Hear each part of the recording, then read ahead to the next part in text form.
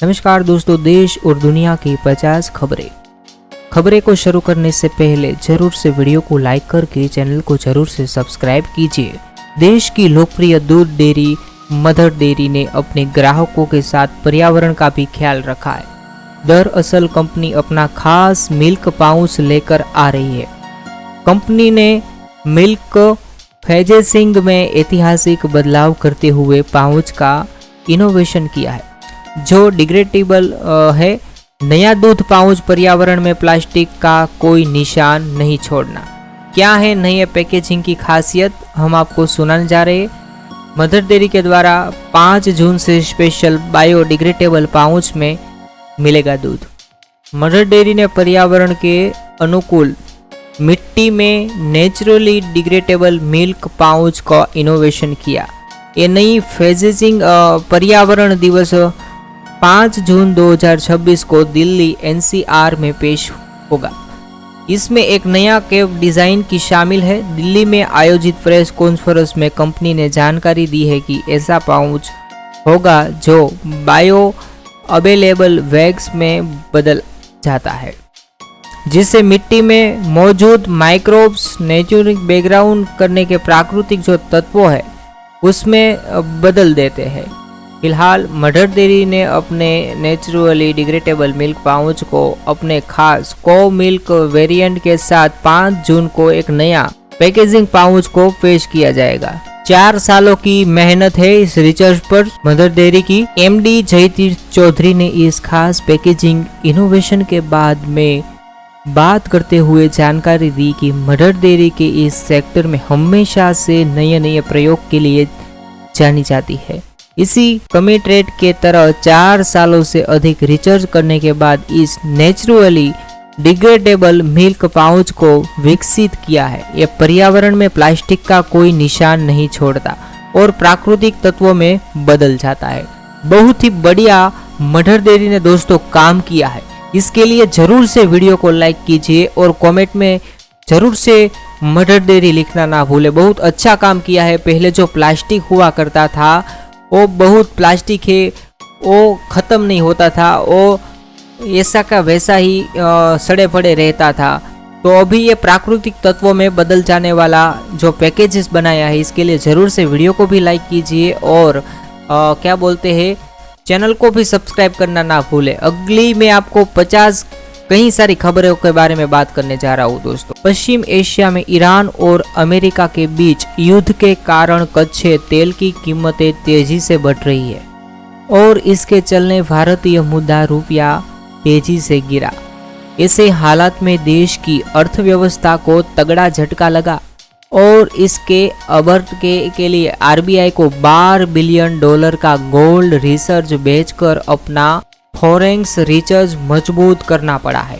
Report के अनुसार RBI को 22 मई को खत्म हुए 2 हफ्तों के दौरान लगभग $12 बिलियन का सोना बेचना पड़ा है। इसलिए आरबीआई ने अपनी विदेशी मुद्रा संपत्तियों में लगभग $7.5 बिलियन का इजाफा कर सकता है।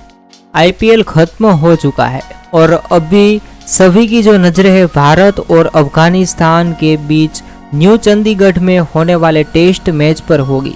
इस मैच के लिए चुनी गई टीम इंडिया में कई युवा खिलाड़ियों को मौका दिया गया है। भारत के पूर्व कप्तान अनिल कुंबले जो है उसका मानना है कि इस मैच में 2 खिलाड़ियों टेस्ट डेब्यू कर सकते हैं। चैंपियनशिप का जो हिस्सा नहीं है, ये एक दोस्ताना मैच की तरह जिसके भारतीय घरेलू क्रिकेट में अच्छा प्रदर्शन करने वाले को आजमा सकता है। अफगानिस्तान के खिलाफ 2 खिलाड़ियों का होगा डेब्यू। सुदर्शन आएंगे बाहर। अनिल कुंबले ने चुनी भारत की प्लेइंग 11। बहुत बड़े न्यूज सामने आ रहे हैं। क्रिकेट जगत की तरफ से बहुत बड़े न्यूज सामने आ रहे हैं। साथ ही दोस्तों बात कर लेते हैं मौसम विभाग की तरफ से कई सारी न्यूज हमें मिल रही है। दिल्ली समेत 18 राज्यों में जारी रहेगा आधी बारिश का दौर। आईएमडी का जो अलर्ट, बिहार में लू पर मॉनसून पर गुड न्यूज अभी सामने आ रही है दोस्तों। भारत मौसम विभाग आईएमडी ने अपने ताजा मौसम पूर्वानुमान में कहा है कि अगले 5 दिन यानी 6 जून तक दिल्ली एनसीआर समेत उत्तर प्रदेश, पश्चिम, मध्य और पूर्वी भारत के कई हिस्सों में आंधी और बारिश का दौर जारी कर सकता है। इसके दौरान 40-40 किमी प्रति घंटे की रफ्तार से तूफान हवाएं चल सकती है। आईएमडी ने कहा है कि तूफानी हवाओं के साथ मध्यम से गंभीर गरज चमक की भी संभावना। मौसम विभाग के मुताबिक राष्ट्रीय राजधानी दिल्ली में 2 से 5 जून के दौरान आसमान में बादल छाए रहेंगे और गरज चमक के साथ हल्की बारिश या बूंदाबांदी हो सकता है। ताजा बुलेटिन में आईएमडी ने कहा है कि दिल्ली एनसीआर में विशेष रूप से 4 और 5 जून को 40 से 50 किलोमीटर प्रति घंटे की रफ्तार से धूल भरी आंधी चलने की संभावना है। 60 किलोमीटर प्रति घंटे तक पहुंच सकते हैं। आईएमडी ने राजस्थान, जम्मू कश्मीर और 3 और 4 जून को ओलावृष्टि की आशंका भी जताई है। मौसम विभाग ने यूपी, दिल्ली समेत कम से कम 16 राज्यों में तूफानी बारिश का अलर्ट जारी किया है। मौसम विभाग का कहना है कि कभी भी मॉनसून केरल पहुंच सकता है। वहीं उत्तर भारत में प्री मॉनसून की गतिविधियां तेज हो रही है। आपके राज्य कौन से गांव से हो, जरूर से आपके गांव का नाम कमेंट कीजिए। जरूर से दोस्तों आपके गांव का नाम कमेंट करना, ताकि हमें भी पता चले कि आप हमारा वीडियो कहां से देख रहे हैं। जून का महीना लगते ही एक बार फिर मौसम करवट लेने वाला है। नौतंपा में भीषण गर्मी की आशंका जताई थी। हालांकि पश्चिम विक्षोभ और बारिश की वजह से लोगों को लू और तापमान में राहत मिल गई। मौसम विभाग का कहना है कि मॉनसून अब किसी भी वक्त केरल के दस्तक दे सकता है। दक्षिण के राज्यों में बारिश का सिलसिला शुरू हो जाएगा। वहीं उत्तर और उत्तर पश्चिम के राज्यों में प्री मॉनसून असर दिखेगा। मॉनसून विभाग ने राजधानी जो दिल्ली, उत्तर प्रदेश, झारखंड और बिहार समेत कम से कम 16 राज्यों में बारिश और तेज हवाओं अलर्ट जारी किया है। आपके गांव का नाम जरूर बताएं दोस्तों, और आपके गांव और शहर में रहते तो शहर का नाम बताएं, और वहां पे अभी मौसम कैसा चल रहा है वो भी जरूर से हमें कमेंट में आप बता सकते हैं दोस्तों। अभी इंदौर से न्यूज सामने आ रही है। इंदौर न्यूज के बारे में मौसम विभाग की तरफ से क्या समाचार आए हैं मैं आपको बताने जा रहा हूँ। प्री मानसून एक्टिविटी के चलते सोमवार को मध्य प्रदेश इंदौर में धूल भरी आंधी हुई। वार्ड नंबर 20 में सरकारी स्कूल के पास तेज हवा से बिजली का पोल और पेड़ गिर पड़े। इससे एक कार को नुकसान पहुंचा। राहू में बीच सड़क पर बड़ा होर्डिंग गिर गया। इसके दोनों तरफ का ट्रैफिक रुक गया था।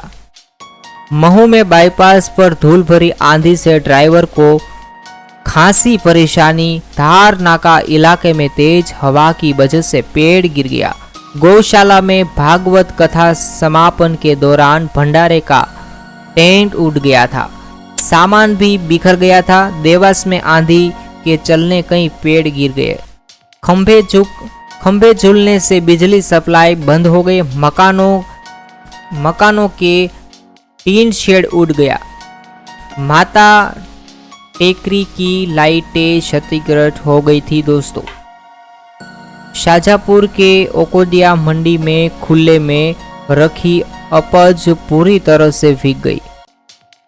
और भी मैं आगे आपको कई सारे राज्य और देश और दुनिया की जो खबरें हैं मैं आपको सुनाने जा रहा हूँ। इसके बाद जो न्यूज़ हमारे सामने आ रही है, हरियाणा की मौसम विभाग की तरफ से क्या समाचार सामने आए हैं मैं भी बताने जा रहा हूँ। अभी 29 मई को इत्तेफाकाबाद में तेज बारिश और आंधी की वजह से मोबाइल टावर टूट गया था। हरियाणा में 28 मई के बाद हुए बारिश की वजह से गर्मी और लू में राहत मिली थी। 27 मई तक राज्य का अधिकतम तापमान जो है 46 डिग्री सेल्सियस तक पहुंच चुका है, लेकिन बारिश के बाद अब घटकर करीब 39 डिग्री सेल्सियस रहा। सोमवार को प्रदेश के अधिकतम तापमान में अभी समाचार सामने आ रहे हैं हरियाणा के समाचार के बारे में भी कहीं सारी न्यूज़ सामने आई। उसके बाद टावर टूट गया वहाँ पे। उसके बाद भी अलग अलग जिले और राज्य की जो न्यूज़ है सामने आ रही, मैं आपको बताने जा रहा हूँ। अभी एक पाकिस्तान का भी न्यूज़ मैं आपको सुनाता हूँ। पाकिस्तान की राजधानी में 8 बजे के बाद बाजार बंद करने का आदेश, रेस्टोरेंट को 10 बजे तक छूट दी है। पूरा न्यूज़ में आपको बताता हूँ। इस्लामाबाद में ऊर्जा संकट के कारण व्यवसायों को रात 8 बजे तक बंद करने का नया नियम लागू किया है। यह कदम पश्चिम एशिया में जारी संघर्ष और ईंधन की बढ़ती कीमतों के चलते हुए ऊर्जा खपत कम करने के लिए उठाया गया है। पाकिस्तान की राजधानी इस्लामाबाद ने व्यवसायों के लिए एक नई समय सारिणी लागू की है, जिसके तहत उन्हें सोमवार से रात 8 बजे तक बंद रखना अनिवार्य होगा। यह कदम पश्चिम एशिया में जारी संघर्ष की वजह से ऊर्जा लागत में हुई वृद्धि के चलते जो उठाया गया है। डिप्टी कमिश्नर इरफान मेमन की अनुयायी वाले जिला प्रशासन और सोशल मीडिया पर घोषणा की ही बाजार बंद होने का नया समय हफ्ते के हर दिन लागू होगा। बाजार को रात 8 बजे तक बंद करना होगा, जबकि रेस्टोरेंट और किराने की दुकान रात 10 बजे तक खुली रह सकती है। बंगाल के सुबेरू सरकार के खिलाफ बंगाल से न्यूज सामने आ रहे हैं। बंगाल सुबेरू सरकार के खिलाफ ममता का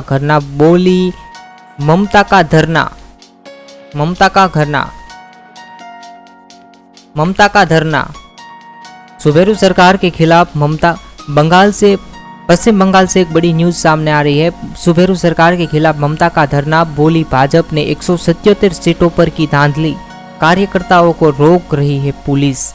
पश्चिम बंगाल में रियासी उबाल के संकेत में ऐसा इतिहास, क्योंकि गत दिनों में तृणमूल सांसद अभिषेक बनर्जी के साथ हुई मारपीट के मामले में पूर्व सीएम ममता बनर्जी पार्टी के सांसद अभिषेक बनर्जी समेत कई टीएमसी नेताओं के साथ विरोध प्रदर्शन करने पहुंची है। ममता ने आरोप लगाया कि भाजपा ने 177 सीट पर धांधली की है। इस लोकतंत्र को कमजोर करने की कोशिश की जा रही। बंगाल के इस राजनीतिक घटनाक्रम के जुड़े तमाम अपडेट और न्यूज़, सभी तरह के अपडेट के लिए अभी वीडियो को लाइक करके चैनल को आप सब्सक्राइब कर सकते हैं। पश्चिम बंगाल में पहली बार भाजपा की सरकार बनी है। तृणमूल कांग्रेस 15 साल के बाद सत्ता से बेदखल हुए है। 15 साल बाद तृणमूल को उखाड़ फेंकने वाली भाजपा आत्मविश्वास से लबरेज है। तृणमूल कांग्रेस इस करारी हार के बाद चुनाव में धांधली के आरोप लगा रही है। पश्चिम बंगाल से न्यूज सामने आ रहे हैं दोस्तों।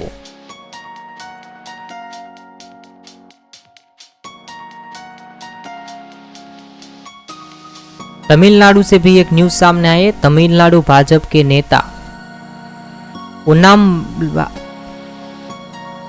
उन्नामलाई ने तमिलनाडु से भी एक न्यूज सामने आ रहे हैं। तमिलनाडु भाजपा नेता ने उन्नामलाई ने अपने पद से इस्तीफा दे दिया है। पूर्व आईपीएस अधिकारी उन्नामलाई ने दिल्ली पहुंचकर भाजपा ने राष्ट्रीय अध्यक्ष नितिन नवीन को अपना इस्तीफा सौंपा है। इसके बाद उन्होंने केंद्रीय गृह मंत्री अमित शाह से भी मुलाकात की। दक्षिण भारत की रियासत एक बार फिर सुर्खियों में रही।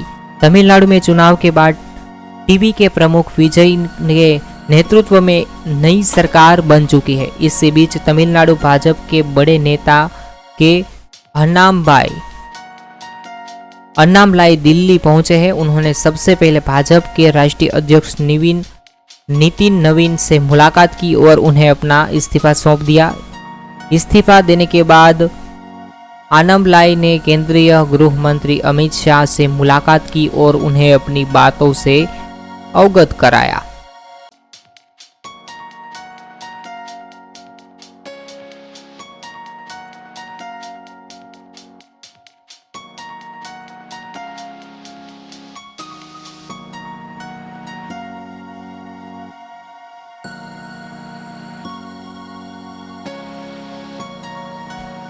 यूपी से न्यूज सामने आ रहे कांग्रेस संघ यूपी विधायक चुनाव।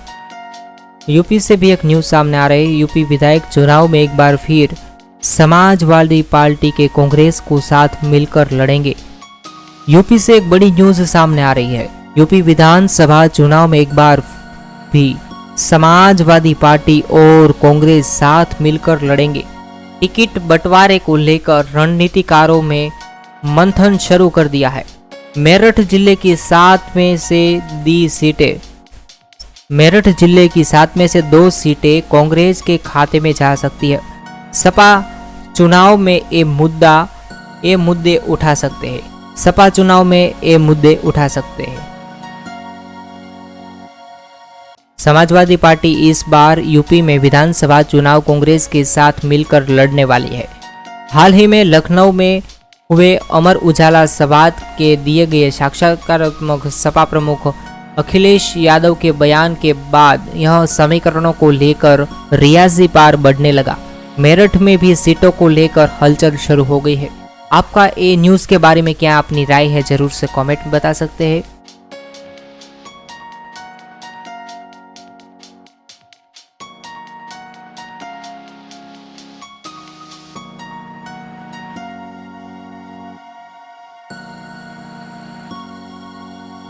गाजियाबाद के खोड़ा में सूर्या हत्याकांड बाद पुलिस प्रशासन ने खोड़ा समेत पूरे देहात क्षेत्र में 3 दिवसीय समापन अभियान शुरू किया है।